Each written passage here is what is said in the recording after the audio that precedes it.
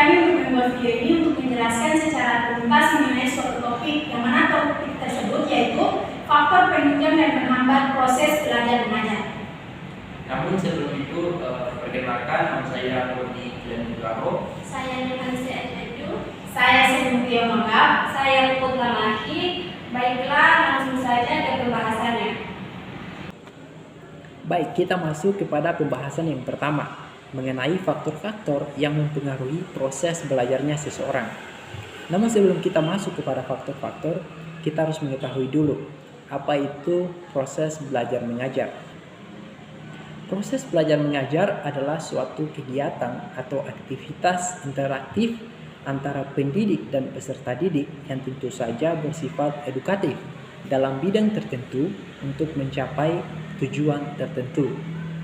Nah, sekarang kita masuk kepada faktor-faktor yang mempengaruhi proses belajarnya seseorang. Pada faktor-faktor ini terbagi atas dua hal, yaitu secara internal dan juga secara eksternal. Secara internal juga terbagi atas dua, yaitu secara fisiologis dan secara psikologis.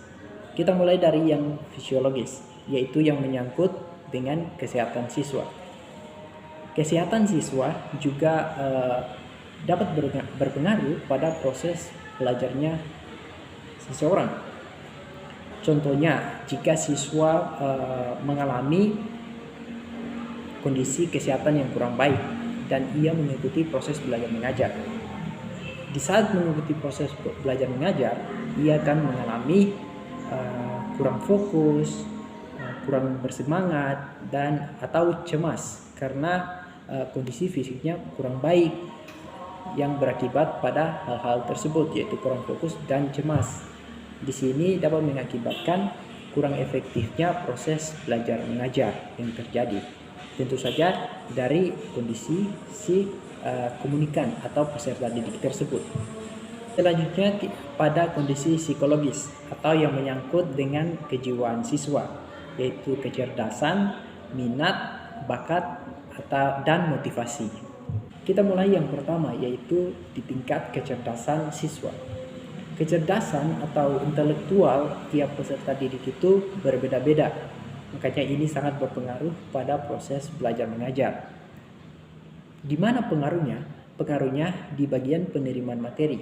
Saat pendidik memberikan materi, peserta didik yang memiliki tingkat intelektual yang lebih tinggi dapat memahami materi tersebut lebih cepat daripada yang hanya memiliki kecerdasan atau tingkat intelektual di rata-rata. Yang selanjutnya adalah minat. Minat juga sangat berpengaruh terhadap proses belajar seseorang. Apa itu minat? Minat adalah ketertarikan terhadap sesuatu. Kemudian ketertarikan tersebut dibarengi oleh rasa senang. Makanya minat sangat penting dalam proses belajarnya seseorang. Kemudian ada bakat. Apa itu bakat? Bakat adalah potensi atau kemampuan setiap individu di dunia ini yang dibawanya sejak lahir. Namun bakat perlu untuk dilatih agar bisa berkembang lebih baik. Nah, bakat dalam belajar juga diperlukan karena jika ia memiliki bakat dalam belajar, maka belajarnya akan berkembangnya semakin pesat dibandingkan orang yang tidak memiliki bakat dalam proses belajar. Kemudian last but not least, yaitu motivasi. Ini yang paling penting. Motivasi adalah dorongan yang kita rasakan dalam diri kita untuk melakukan sesuatu. Motivasi ini bisa datang dari luar diri kita dan juga bisa datang dari dalam diri kita. Nah, motivasi adalah alasan mengapa kita melakukan hal ini dalam konteks itu. Dalam konteks ini yaitu belajar. Mengapa kita belajar? Yaitu untuk mencapai tujuan yang sudah kita tentukan. Dengan adanya motivasi, kita akan konsisten dalam belajar sehingga tujuan yang sudah kita tetapkan dapat tercapai. Nah, itulah faktor-faktor secara internal yang dimulai dari fisiologis atau kondisi jasmani siswa atau kondisi tubuh siswa, terus secara psikologis atau yang menyangkut dengan kejiwaan siswa yang terdiri dari kecerdasan, minat, bakat, dan motivasi. Selanjutnya kita akan masuk ke dalam faktor-faktor secara eksternal. Yang pertama yaitu keluarga, faktor keluarga. Mengapa keluarga sangat berpengaruh pada proses belajarnya seseorang? Karena dari keluarga lah kita mendapatkan pendidikan pertama kali saat kita ada di dunia ini. Misalnya saat keluarganya gemar membaca buku, maka anak tersebut akan juga mengikuti kebiasaan-kebiasaan yang dilakukan oleh keluarganya, yaitu gemar membaca buku. Karena hakikatnya anak adalah meniru atau imitation.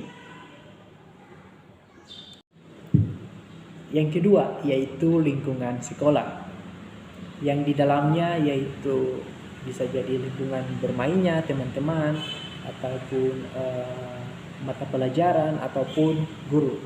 Kita ambil contoh guru. Jika guru juga bisa berpengaruh pada proses belajarnya si peserta didik, yang bisa menjadikannya semangat, entah semangat atau kurang semangat dalam belajar. Makanya itu kita membutuhkan guru yang profesional, yang mengetahui teori-teori pendekatan, sehingga bisa mengetahui kondisi-kondisi kejiwaan para siswa atau peserta didik yang diajarnya. Dan yang terakhir yaitu faktor masyarakat. Faktor masyarakat juga ikut andil berpengaruh pada proses belajarnya seseorang.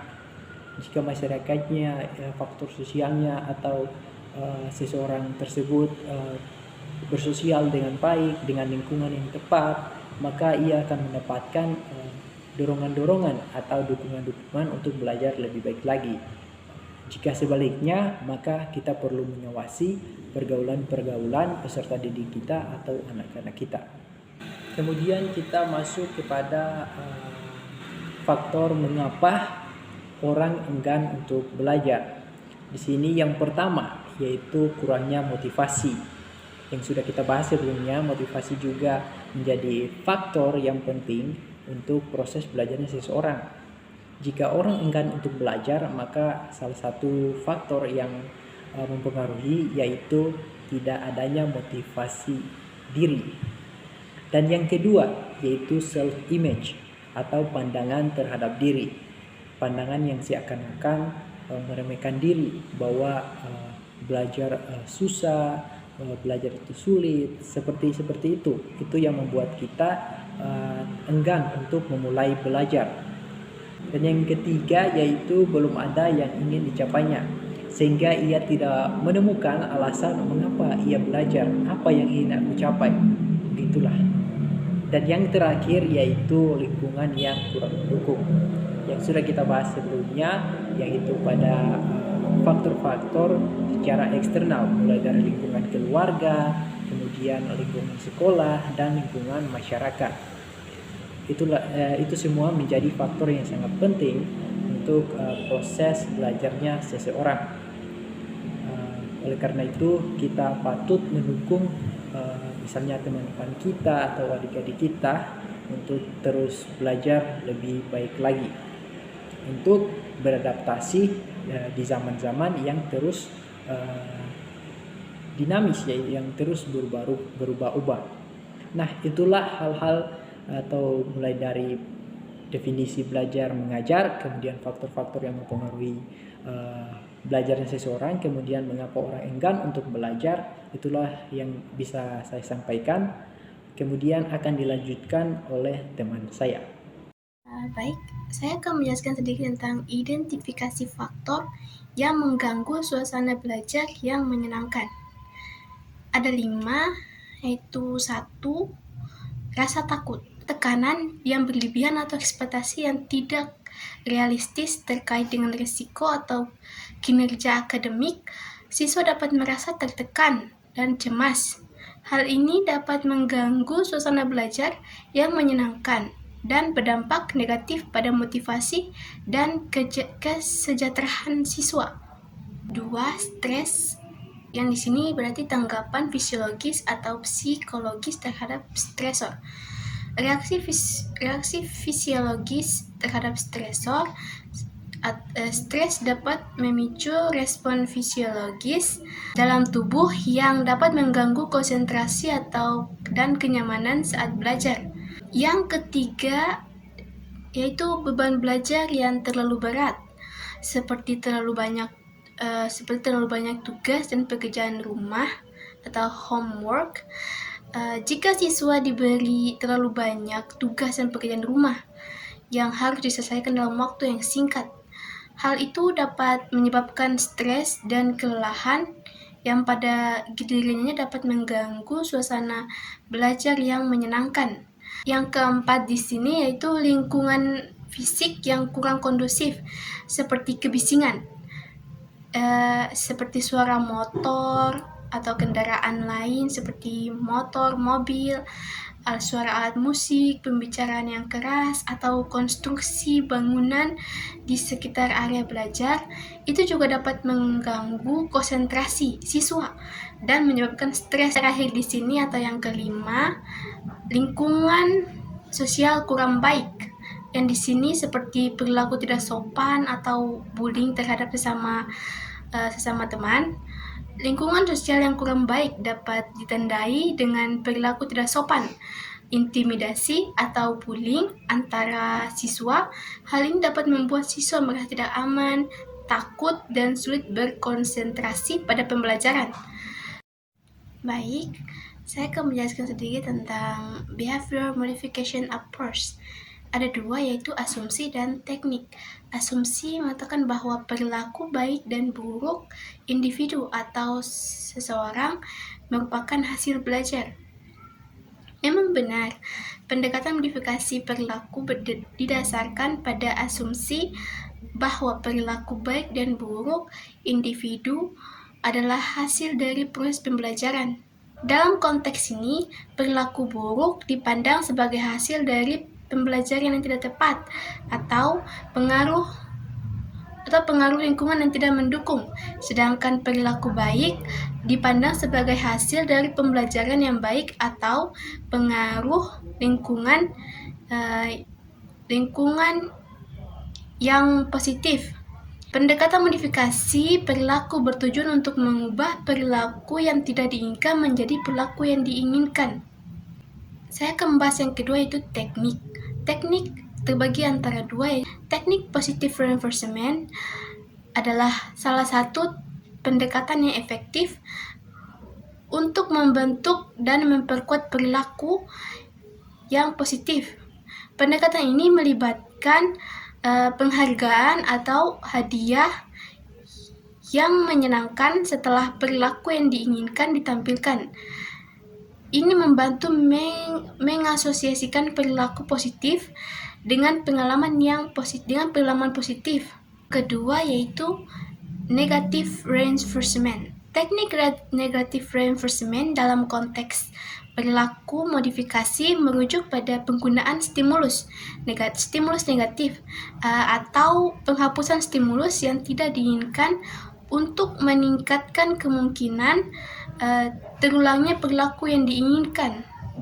Dalam penerapan teknik negative reinforcement, penting untuk memperhatikan bahwa tujuan utamanya adalah meningkatkan perilaku yang diinginkan dan mengurangi perilaku negatif, bukan menyakiti atau merugikan orang tersebut. Juga setiap teknik perilaku modifikasi harus digunakan dengan penuh perhatian dan mempertimbangkan konteks serta kebutuhan individu yang terlibat. Assalamualaikum warahmatullahi wabarakatuh. Halo teman-teman semuanya. Jadi di sini saya sebagai pemateri ketiga, saya akan melanjutkan dalam memaparkan materi yang telah disampaikan oleh pemateri sebelumnya. Oke, jadi di sini akan saya bahas yaitu mengenai social emotional climate approach, yang berarti pendekatan emosional secara sosial atau pendekatan emosional sosial, yang bisa kita katakan sebagai cara atau teknik dalam menghadirkan keharmonisan dan kenyamanan antara guru dan siswa, siswa dan guru, siswa dan siswa di dalam suatu ruang kelas, seperti itu. Karena begini teman-teman, ketika kita berada dalam suatu ruang kelas tetapi tidak terdapat keharmonisan serta kenyamanan di dalam suatu ruangan tersebut, itu tuh proses belajar mengajarnya pun juga akan terganggu karena tidak adanya keharmonisan serta kenyamanan di dalam suatu ruangan tersebut. Jadi di sini ada 4 teknik menurut para ahli. Yang pertama yaitu menurut William Glasser. Teknik ini tuh penting dan perlu untuk diperhatikan. Ada 4. Yang pertama yaitu William Glasser, yang mana statementnya itu saya simpulkan bahwa statementnya kita sebagai guru nantinya atau guru-guru kita harus bisa membantu siswa dalam menangani atau menyelesaikan masalah yang dihadapi. Karena begini teman-teman, ketika seorang siswa tersebut sedang menghadapi sebuah masalah atau sedang menangani sebuah masalah nih, terus dengan suasana hati yang kacau, yang buruk, pasti itu terpancar ke wajah dan dibawa masuk ke kelas dengan wajah yang lesu, wajah yang penuh pikiran. Itu tuh tidak akan adanya atau tidak akan hadirnya kenyamanan serta keharmonisan. Jadi kita sebagai guru kita harus bisa membantu siswa tersebut untuk keluar dan mengatasi masalah yang dihadapi tersebut. Yang kedua, menurut Carl Rogers, di sini ada 3 statement. Yang pertama yaitu bersikap tulus, dapat menghargai siswa sebagai manusia. Yang ketiga, dapat melihat dari sudut pandang siswa. Karena begini teman-teman, kita sebagai guru kita tidak boleh egois. Bisa dibilang seperti itu yang saya pahami. Kita tidak harus melihat hanya dari pandangan kita saja. Kita harus bisa melihat dari sudut pandangnya siswa tersebut juga atau siswa-siswa yang lain. Karena begini, terkadang pandangan orang tuh berbeda-beda. Kadang seorang guru melihat dari sudut pandang ke kanan, yang siswa melihat dari sudut pandang ke kiri, dan itu akan menjadi konflik. Dan hal tersebut harus dihindari karena tidak akan adanya keharmonisan serta kenyamanan dalam suatu ruang kelas. Jadi kita sebagai guru nantinya pun atau guru-guru kita pun juga harus bisa melihat dari sudut pandangnya siswa. Seperti apa sih dari sudut pandangnya dia tuh. Terus kita berdiskusi ataupun apa dan kita mencari perbedaan sebenarnya itu dari sudut pandangnya kamu dengan aku tuh gimana. Terus kita selesaikan begitu. Supaya tidak ada konflik dan agar bisa hadirnya keharmonisan serta kenyamanan dalam satu ruang kelas seperti itu. Dan yang ketiga menurut Haim C. Ginott, di sini tuh ada 2 statement yaitu dalam memecahkan masalah guru harus menanyakan kondisi dan situasi saat itu, bukan malah menyalahkan menyalahkan situasi, menyalahkan pribadi pelaku pelanggaran. Karena begini, dan statement yang kedua yaitu memberikan gambaran atau penjelasan serta gambaran dan penjelasan yang dirasakan dan yang dilihat serta memberikan cara-cara atau penjelasan apa yang harus dilakukan untuk menyelesaikan masalah tersebut. Jadi dari kedua statement itu yang saya pahami bahwa ketika seorang siswa, contohnya seorang siswa sedang mengalami masalah nih, terus dengan suasana hati yang hancur, terus kita malah menyalahkan dia, itu akan membuat hatinya tuh tambah hancur. Jadi kita harus bisa sepandai-pandainya kita untuk menenangin dulu kondisi saat itu seperti apa, sebenarnya apa yang terjadi. Kita nenangin dulu kondisi saat itu, setelah itu baru kita tanya ke dia, jangan menyalahkan, tapi tanya baik-baik. Karena dengan ucapan baik-baik tuh mereka akan bisa lebih nyaman dengan kita. Dan pada poin yang keempat yaitu menurut Rudolf Dreikurs, yaitu guru juga harus memberikan kesempatan kepada siswa dalam melakukan segala hal. Mau hal apapun itu di luar kelas atau apapun itu, kita sebagai guru nantinya atau guru-guru kita harus bisa memberikan kesempatan kepada siswa untuk memikul tanggung jawab dia nantinya. Jadi keempat teknik ini saya pikir sangat penting untuk kita perhatikan. Mungkin itu yang saya pahami dan mungkin sekian pemaparan saya mengenai Social Emotional Climate Approach. Terima kasih, mohon maaf. Wassalamualaikum warahmatullahi wabarakatuh. Saya akan menjelaskan tentang group process appearance. Pengalaman belajar berlangsung dalam konteks kelompok. Sosial dan tugas guru adalah membina dan memelihara kelompok yang produktif dan kohesif. Richard I. Smuts and Patricia N. Smuts memiliki beberapa teknik: mutual expectations, leadership, attentions, pola persahabatan, norm, communication, cohesiveness. Keberhasilan sebuah proses belajar mengajar sangat bergantung pada bagaimana seorang pendidik memperhatikan efektivitas komunikasi yang dibangun di dalam kelas. Oleh karena itu, hendaklah seorang pendidik memperhatikan hal-hal di bawah ini. Yang pertama, 1. Komunikator, artinya pendidikan. 2. Komunikan, artinya peserta didik. Dan 3. Pesan, artinya muatan pelajaran. Hambatan atau penghalang dalam interaksi belajar mengajar menurut Effendi dan Mulyono 2001. 1. Memiliki gangguan fisik. 2. Gangguan mekanik. 3. Gangguan semantik. 4. Gangguan budaya. Dan 5. Gangguan prasangka. Sekian pembahasan dari kami mengenai topik faktor penunjang dan penghambat proses belajar mengajar. Semoga bermanfaat dan mudah dimengerti. Terima kasih. Wassalamualaikum.